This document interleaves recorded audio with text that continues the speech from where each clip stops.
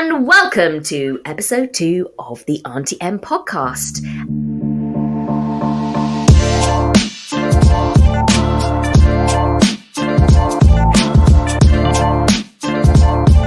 We're here with series 3 talking about surviving jobs. Hi P, how you doing? I'm great, how are you? I'm really good. Haven't seen you at all today. No, barely a moment. Barely a moment. We've been busy recording a lot of podcasts to get them out to you for series 3 before we take another break for summer. And today we are joined by another very special guest, Helen Larkin. Hello, Helen. Hi, Helen. Hello. How are you doing? Hello, nice to see you. Yeah, good, thank you. In series 3, we're going to be talking about surviving jobs. Now, in episode 1, me and P talked about, in a very rambly way, about our job histories and all the terrible things we've done. And all the stuff we've learned. We've all in our midlife. All the way to our midlife. Yeah, and that sometimes it's okay to be a Karen. Standing up for yourself. And so in that thought about standing up for yourself, Helen has had a very interesting experience that's happened to her in her work life. And she's very kindly come on today to talk about it. Helen, shall I give a bit of, just introduce it, or would you like to just get straight in and tell us? No, you can introduce it, that's good. Okay, well, Helen Larkin worked for Liz Earle, the beauty firm, so perhaps you've heard of them. And as she was getting to a part in her life where she was starting a family, she found out that she'd been made redundant. And not taking this lightly, Helen then took the company to court. And won, didn't you, Helen? I did, yes. Yeah. Fantastic. So this is a story about it's sort of David and Goliath kind of thing, you know, taking on a very big company. So first of all, tell us. So you worked at Liz Earle, which is like it's not a makeup brand, is it? It's a premium beauty brand. So Liz Earle is part of Boots, which is part of Walgreens Boots Alliance. So when you say David and Goliath, it is a pretty big company, kind of globally. I didn't know it was part of Boots. That's amazing. Yeah, so Liz Earle was just a part of it, but it was Walgreens Boots Alliance that I took to court. Right. And I've been working there for 5 years at the time when it happened. Right. Okay. So what was your job? What did you do? Digital marketing manager. So I'd been there 5 years. I was digital marketing manager. I was just about to go on my second maternity leave, and I was 8 months pregnant at the time. Right. They decided to make some redundancies and do a restructure. However, there were just 3 of us that were part of this redundancy. We'd had a new digital consultant come on board who I hadn't actually worked with before, and she'd come up with this new structure. And previously I had spoken to her when she first joined, and she had kind of grand plans for my role. But then I felt that once she found out I was pregnant, she never had that conversation with me again. And the next thing I knew, there was this restructure being put in place and I was being made redundant. So it was a bit of a shock, because you don't expect, when you're kind of 8 months pregnant and just on the cusp of starting your maternity leave, to be made redundant. No. Just before you go, what happened? Were you working with Liz Earle when you had your first baby? Yes. Okay, and what was that experience? So what was that experience like? I mean, the first time around I went on my maternity leave, it was fine. I'd say coming back into the workplace after having Dexter was really difficult. It was managed really badly by my manager. They had kept my maternity cover on, and he just kind of wanted us to kind of fight it out between ourselves who was going to keep what in the role. Right. So that was always quite difficult, and I had felt quite undermined. But I didn't want to rock the boat, so I never kind of really stood up for myself. They wanted to change like my job title and things. I did stick up for myself there. But, you know, at the time, you don't really want to rock the boat, and, you know, it's your first time having a baby. Yeah. You know, you're trying to deal with leaving your child for the first time and everything. It's all very difficult. So I kind of, the first time it happened, I just kind of sucked it up and just... But looking back, are you aware of kind of discriminatory practice or kind of unfair practice happening to you around that first birth, the first baby? Yeah. I mean, I probably would have had some kind of case where they'd changed my role so much, and there's probably more I could have done to stick up for myself. I think it was just really badly managed. But the business, I'd seen the same thing happen to so many people within that company. So before the redundancy happened, when I was pregnant with Alice, I'd actually had a conversation with the HR director and messaged the CEO saying that people going on maternity leave need to be supported better within the company, because we only had statutory maternity pay, and it's a brand that's all about empowering women. I work in marketing, so I'm day in, day out talking about we're all about empowering women. Everything is meant to be kind of female first, and yet everybody within the company who wanted to start a family was really struggling with that support. Most people would only take 6 months off because they couldn't afford to take off anymore. So it was just, so I think I kind of marked my cards a little bit by having that conversation and flagging it. Yeah, but for God's sake, half the world are women. You'd think by now that women having babies was not a surprise to people. You know what I mean? Like, you just said, it's kind of a lifestyle choice. And if they wanted to go off traveling for a year, they wouldn't expect their job to be open for them when they came back. Oh my God. Attitude. That's not the same thing. This had, I know. And also, it seems strange that it marked your card as well, because you would think that that kind of feedback from an employee and someone being brave enough to say, you could really change your practice for the better around maternity leave, would actually be really helpful feedback for a company, and not actually, oh no, that person's marked now, troublemaker. That kind of approach. Feels very 1950s. Yeah. I mean, they were very underhand in how they went about it. So to me, it didn't seem right that I was 8 months pregnant. Everyone was very surprised when I told them that I was being made redundant. I had a 2-week consultation period, and then my job was just over, and I wasn't kind of paid off in any way, just, regular statutory redundancy. But then as I unpicked it, they had done so many things underhand. So my boss had left a few weeks before, and obviously she'd handed her notice in. I think she'd worked maybe a 3-month notice, but she had been told not to tell me and her team that she was leaving. So we only found out that she was leaving the week before she left, because she said, look, it's ridiculous. No one's told you that I'm leaving, but I'm leaving. Right. And we asked about her role, because her role was, obviously a step up for me, but a role I could do. And they said, they've basically already got somebody in that role. Oh. This is before we knew there were going to be redundancies. That probably happened the week later. And they've been sitting on it all that time. Yeah, so they obviously knew. And the digital consultant brought in somebody that she'd worked with before to do that role. Then in the restructure, although they were getting rid of 3 of us, they were actually adding 7 extra roles into the team. So there were roles that were different to kind of my job title, but they were all marketing roles that I could feasibly have done. And there was one job that they said, you need to pass this test in order to get an interview, like a data analyst test. Yeah. So me and Rodolfo, one of the other people who's been made redundant, who was a data analyst, sat this test. It was like a 30-minute test, kind of in, controlled environment. So just me in a room with a calculator and a piece of paper and a pen. 30 minutes to answer 12 questions. And I think I got 5 right, because it just was impossible to do them in the time that you had. And I think Rodolfo, who was a data analyst, got 5 as well. And then told me that the person who, we weren't successful to be interviewed for the job, but the person who had got 11 out of 12. And I just thought, I can't believe that somebody could get 11 out of 12. It turned out that the person who was successful in that role was, again, somebody else the digital consultant had worked with before. And when I was doing the court case, they had no record of his test. Oh, convenient.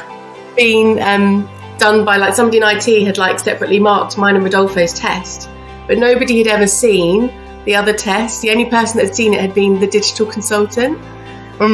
Basically, that was just kind of an underhand way to get somebody else in the door. So just every kind of angle that I took to try and save my job, they had tried to like cover things up.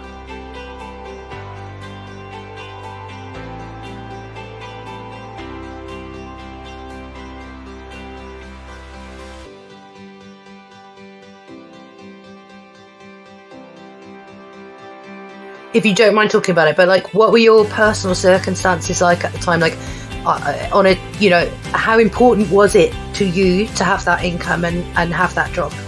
Like, I'm the main breadwinner in the family. Like, my husband works full time as well, but I earn more than he does, so that the salary is really important to us. Obviously, because it was so close to my birth, I would still get kind of the statutory maternity pay, and so I just kind of thought, you know, I've got 9 months to kind of spend with my baby, and then I'll start looking for a job. But obviously I then had that worry over my head the whole time I was on maternity leave, because I didn't have the option of going back to where I was. It's just so you went off and you took the redundancy, and you didn't, at what point did you decide, hang on, I'm not having this? I mean, you have to be really quick. It's really unfortunate. So I mean, I spoke to a solicitor to kind of, as it was happening, I had a 2-week consultation period, and I kind of spoke to a solicitor who'd been recommended to me, and she could kind of point me where they had done things wrong kind of legally and where they'd done things wrong morally. I mean, because when it's such heightened emotions then, isn't it? It's difficult to know exactly what's happening. So she was able to kind of point that out to me, but you don't have very long. You have a matter of weeks to kind of to kick it all off. So, you know, I had to put in a grievance, go to an appeal hearing, because you have to do that straight away. You have to follow the process, otherwise you can't take them to tribunal. So I was then at the appeal hearing probably 2 weeks before I was about to have my baby. Like, you have to do that all. Then the day before I was having a C-section, I had to be like filling out the ACAS forms to be able to submit them by the deadline. So like, a lot of people don't ever get around to it because they're giving birth. Helen, I mean, hats off to you. I mean, you were like, I'm going to carry on. They probably just wrote you off, because at that point, it's like, oh, she's not going to do, she's going to have that baby and she's just going to disappear out of out of whatever we're doing. But I mean, hats off to you for actually digging your heels in and saying no. Like, that's amazing. I just wanted to stand up for myself. I've done it so much to everybody else there, and I just thought, I'm not having it, because it just seems so ridiculous. Right. You say to people, they made me they made me redundant at 8 months pregnant. Everyone's like, what? Can they do that? And I just thought, I can't go on the rest of my life people saying, oh, can they do that, without like actually finding out and actually also, holding accountable. I've never been pregnant, so this is a question because I don't have kids. What's your brain and your body like at that point? Like, how much did being pregnant make that so much harder to do? I imagine it did, but what were the kind of ways in which it made it more challenging? Well, you obviously, you're not supposed to get too stressed when you're pregnant, especially when you're that far along, and you don't know any kind of long-term effects that level of stress might have on your unborn baby. So you're trying to remain calm, but it's a very stressful situation to go through, even when you're not pregnant, redundancy. So it was a lot of emotions and all your hormones and everything. There's a lot to deal with. And it should be a time when you're being sent off from your work colleagues and everyone's, it's a time of celebration, isn't it? Everyone's like, oh, see you later after your maternity leave. But I didn't have that. I felt like that was stolen from me, because when you're made redundant, people feel incredibly awkward around that issue. So you do kind of lose some work friends and things, just because no one really wants to kind of be associated with you as such, because they don't want it to happen to them in a way. Like a leper. Yeah. It's true, isn't it? Like, as soon as somebody is sort of getting fired or there's something happening, everyone kind of sinks down, because it's like the fear, like, oh shit, what's going on? And if I say something, am I gonna lose my job? It's like sort of a ripple effect. And it's a shame, that's why sometimes it's so great when workplaces have like a union, because HR, this is the thing. I used to think that HR were people that you could go to get help. But as I've learned, they are not your friend. HR are there for the company. They're not there for the employees. They're there for the company. Yeah. And that I've learned that a few times. You get ever such nice lady Linda from HR, but they are not your friends. So I mean, hats off to you for like doing that. I mean, I'm sure your lovely husband was 100% behind you at the time. Or yeah, maybe yeah, I had loads of support. But yeah, you're very right about the HR piece, because it was basically the HR director who was new to her role, and you had the digital consultant new to her role, and they obviously had promised the company that they could make it money, save them money, and just did whatever it would take to try and get rid of who they wanted to get rid of and bring in who they wanted to, legally or not. So wow. So okay, so you filled out all these forms. You obviously at that point then have your baby. So when did you hear like, okay, something's going to happen? Like we're going to take these guys to court. I can't remember the exact date around it, but I think probably in maybe about 6 months later, I had like a preliminary hearing over the telephone, which you have with their solicitor and a judge to kind of run through your claim, and they kind of work out how many days it's going to take. I was obviously breastfeeding at the time, so they built in some extra time for that, and they said it would take 4 or 5 days. Right. And then after that, you obviously have to start kind of getting your evidence together, putting the bundle together. But I mean, overall, the date that I had originally, this all kicked off in the June, and I had a date for the following August for the tribunal. Right. So then more than a year, 14 months. Yeah, but then they couldn't make that date, so it got postponed to the January. So overall, I had to wait 18 months. So I had 18 months of stress. And I work as a mentor now for a charity called Pregnant and Screwed, where I mentor people going through similar things.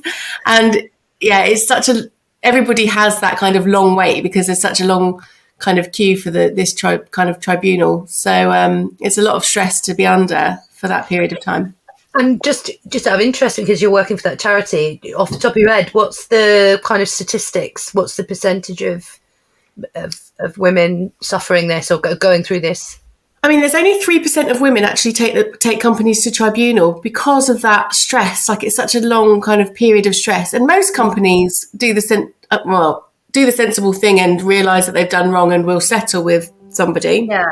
Mm-hmm. The fact that they're settling with so many people and getting them to sign NDAs is you never really know the kind of size of the crisis, because everybody's signing away that they won't talk about it to anybody. Yeah. So it's kind of, you kind of... I think individually, if I was in that situation, individually, you'd be like, oh, just take the settlement and just get on with it. But actually, it's a bigger problem than that, in the sense of like women need to sort of speak up and be heard for what's going on, because then they're going to keep getting away with it. It is that, it's a cone of silence, isn't it? It's the same kind of policy of just like silencing and pushing things under the carpet and not talking about things. Yeah. And especially pregnant women and women at that point are so vulnerable. Yeah. You feel so vulnerable, and especially if it's your first baby, you have no idea what's going on. And it actually disempowers the NDAs, also disempower future cases, because that obfuscating of the data means that women going through it feel like you did, alone, and don't know what to do. So Pregnant and Screwed is a really important charity, I would guess. Yes.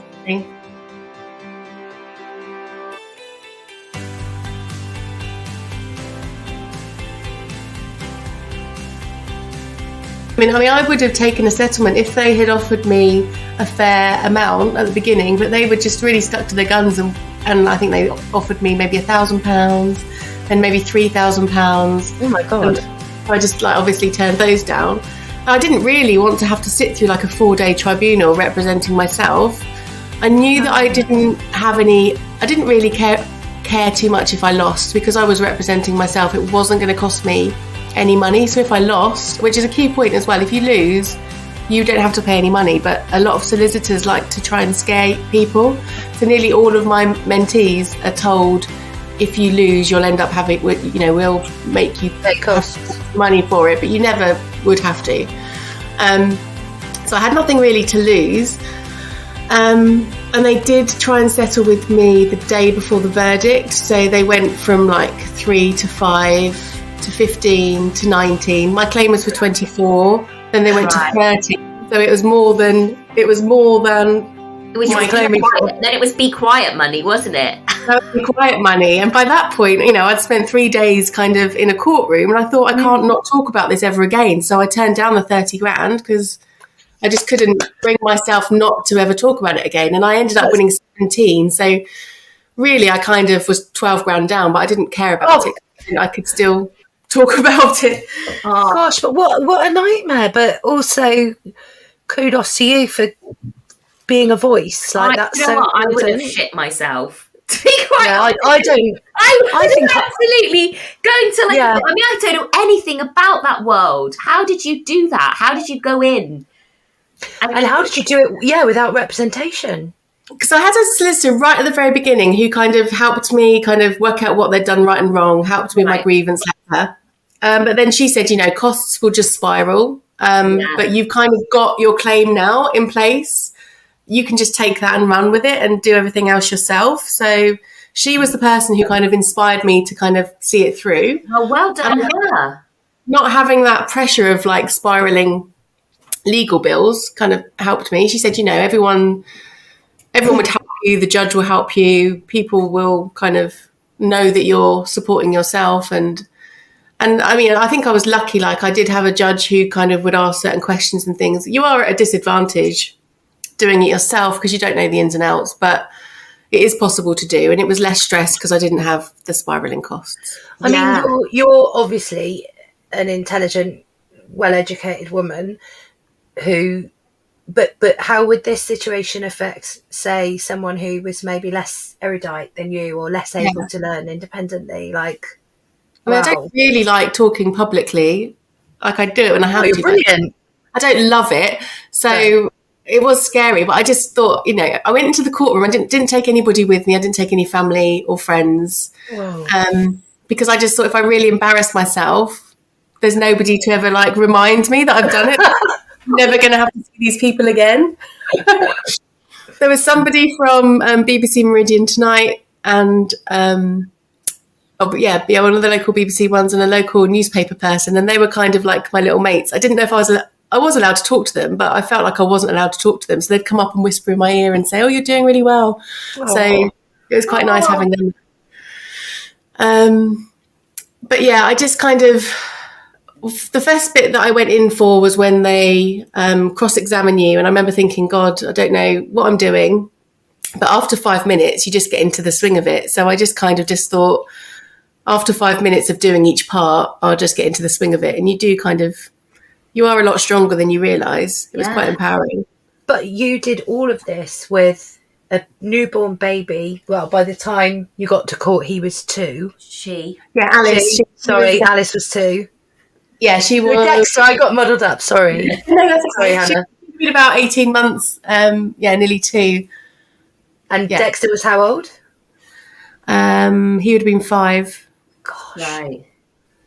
So going to court's quite stressful because it's in Southampton. I'm in Portsmouth, so it's a 40-minute journey, but at rush hour, sometimes it could take, I think one time it took me like 2 hours. Oh. So you had to commute there and back. But obviously between everything, I was having to kind of make notes and prep. And every evening I was having to kind of prep for the following day. Yeah. So I didn't really have much sleep, much time to eat or drink. It was just kind of full on. Wow. And so on that final day when they're giving like the judgment, so what happened that day? What was that like? So I knew that it had gone well, and there was, and like the whole kind of shambolic test things, and I knew that the judges had kind of seen that, and it was very clear. But I still didn't know if I was going to win or lose. I knew I'd done well, but it's difficult to know like what people think they shouldn't have done and what's like they've legally done wrong. Yeah. So the final day was literally just going in for the verdict, so a bit of a later start. But when they go through the verdict, they let you know if you've won or lost, and then they go through like everything in detail. And it was like, at the time, I remember thinking like, this is worth a lot more than that 30 grand just being told that because you doubt yourself so much during that 18 months. You think, well, maybe I'm crazy, maybe I was bad at my job, maybe it was nothing to do with my pregnancy, and you start to kind of doubt yourself. So it was nice having somebody kind of validate that you weren't imagining it all. And what kind of things did the judge say? Just about, all of the ways that they had not followed correct processes. She was quite scathing of the practices that they had done. Mm-hmm. They had kind of performed quite badly, and like the HR director, under pressure when I was cross-examining her and I'd asked like what more she could have done, she said that other than say thank you and offer you a tissue, there's nothing much more we could do. Oh my God. It's like Scrooge. Yeah. Let them eat cake. Oh my, what did she keep her job? Do you know? Please let me not. I hope she didn't keep her job. There anymore. So she did. Yeah, she didn't keep her job, but I don't know how much my court case had to do with it, or if there's anything else to do with it. I would imagine. I hope someone gave her a tissue. On her way out, have a box, darling. That was the HR director, but the actual digital consultant, Julie Slaymaker, who had come in and done it all, and a lot of it kind of fell on her head, and the judge thought so as well. She had left and worked at another company by that point, so she was never held accountable for it, really. Her name is all through like the court case and the claim, but she didn't have to go into court. So let's just say that again. Julie Slaymaker. Do not hire. Bad idea. You must have felt, like that. We talk a lot about like imposter syndrome and like that not being believed. It's like when you're in a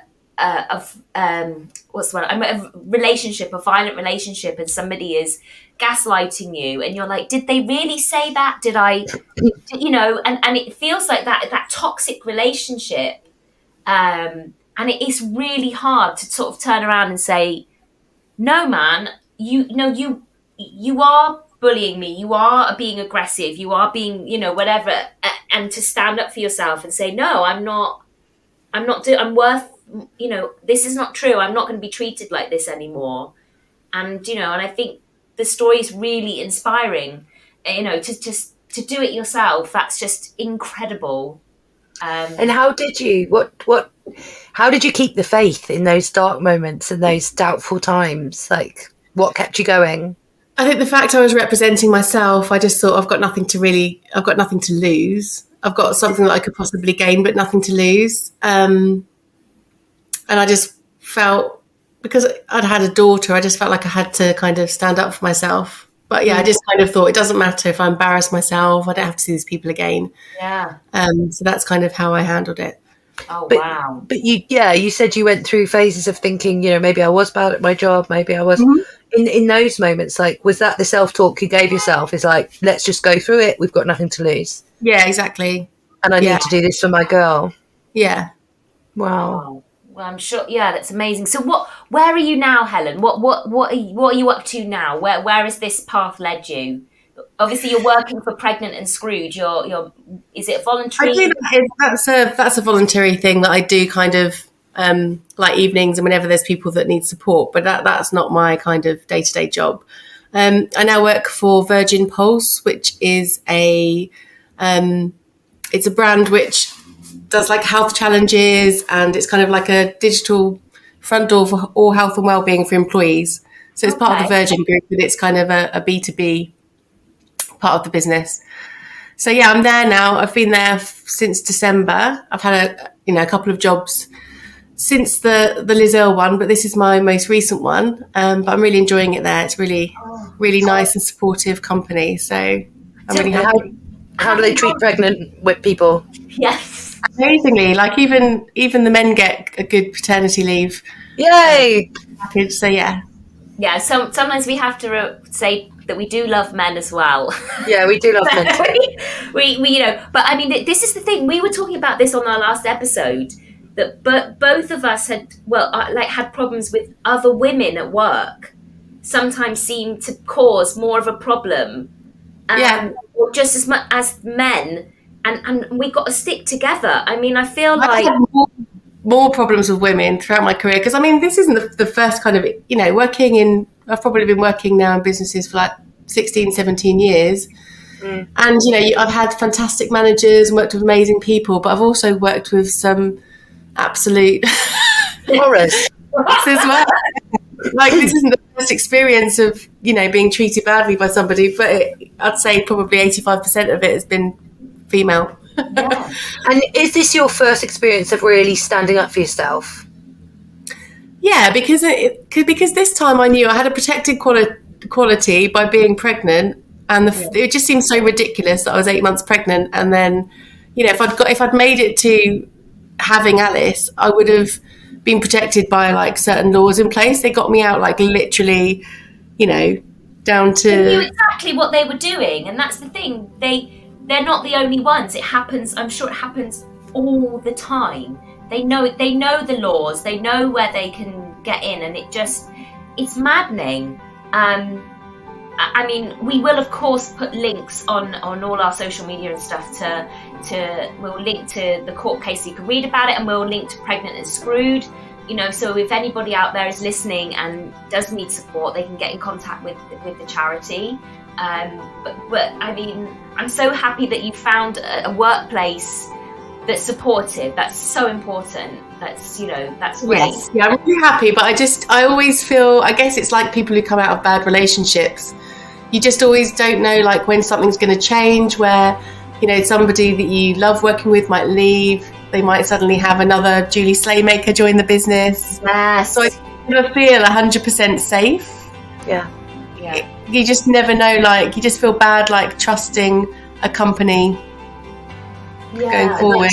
That's so sad, isn't it, in 2022 that we're even having this conversation, because we should be past this by now. And women are 50% of the population, and companies should have ethics, and it's just it's appalling, really.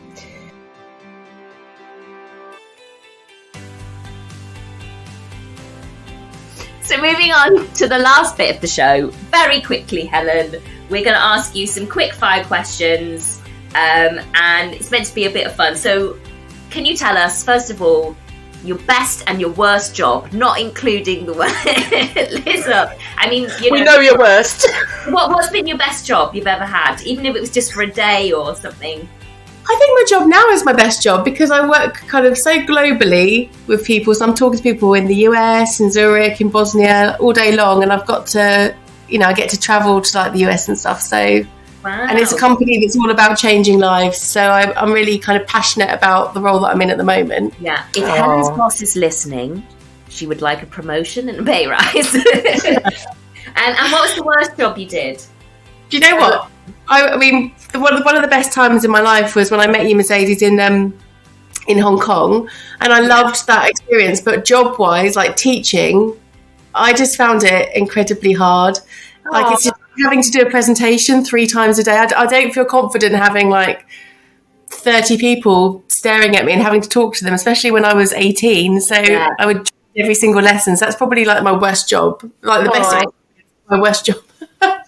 Bless you. And have you got any good interview stories? Any interview fails? That things that have gone wrong? I went for a job, I think it was with Hello magazine. And they asked me the question that really threw me. They asked me, if you could be any animal, what animal would you be? Oh, God. And it was just that they did ask it in such a wanky way. And I think I said, I was doing the wank sign at the moment there. I'd be a bird, because then I could just like fly. And it just, and it just catches you off guard. It was completely unrelated. So I didn't get the job. Last question. When you were little, what was your dream job? What did you want to do when you grow up? What did I want to do? I think I wanted to be a fashion designer. So I used to sit there kind of like drawing women and different outfits for them. But I wasn't an incredible artist, and I wasn't incredibly fashionable. So I kind of ditched that. Don't sell yourself short, babes. You've got a very fashionable watch on. I love your watch. Do you remember those things we used to have, like the Barbie, like the stencils that you could cut? Yeah, wheel. I used to have one of those. I loved that. Oh my goodness. Well, you're obviously a creative kid because you're in a creative job. So yeah, you definitely used that mojo. Well, thank you so much, Helen, for sharing your story with us today. I know, it's a really inspiring one, and it's also it's good because I hope that more people hear it to get angry about it in a sense, and know that speaking up is really important. And we hope that our listeners, if anything like that's happened to you, to get in contact with the show. As always, you can find us on Facebook, Instagram and Twitter, RTM Podcast, or you can email the show at rtmpodcast@gmail.com. You got it right. I didn't say it wrong every time I say it wrong. Thank you so much, Helen. It was absolutely Thank you so much for having me. Yeah, it was such a pleasure to meet you, really. Yeah, thank you so much. And so we'll just say goodbye and thank you very much. So goodbye from me. And goodbye from me. Bye. Bye. Shout bye. Bye. I'm keeping that in, Cardi. Okay.